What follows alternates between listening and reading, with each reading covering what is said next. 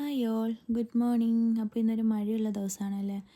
അധികം വെയിലൊന്നും രാവിലെ ഇല്ല. അപ്പോൾ എൻ്റെ ചായ അവിടെ അടച്ചു വെച്ചിട്ടുണ്ട്, തണുത്ത് പോയി. അപ്പോൾ ഒന്ന് ചൂടാക്കാമെന്ന് വിചാരിച്ചു. മഴയൊക്കെ എല്ലാവരും ചൂട് ചായയൊക്കെ കുടിക്കാം.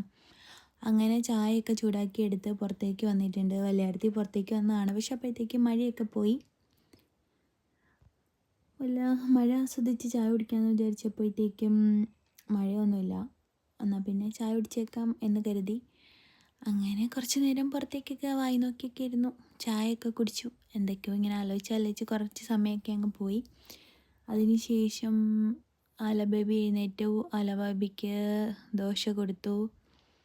അപ്പോൾ ആലബേബി ദോശ ഇങ്ങനെ കഴിക്കുകയാണ്. കുറേയൊക്കെ എടുത്ത് കളയും, അത്തപ്പൂക്കളിടും. എന്നിട്ട് കുറച്ചൊക്കെ അകത്ത് പോവും. അങ്ങനെ നമ്മൾ കൊടുക്കാനും സമ്മതിക്കില്ല. അപ്പോൾ പിന്നെ കഴിക്കുന്നത് കഴിക്കട്ടെ എന്ന് വിചാരിച്ച് വെച്ച് കൊടുക്കും. അപ്പോൾ ഞാൻ എറിയരുതെന്ന് പറഞ്ഞിട്ട് നല്ല അനുസരണയുള്ള കുട്ടിയായതുകൊണ്ട് അപ്പോൾ തന്നെ എറിഞ്ഞു.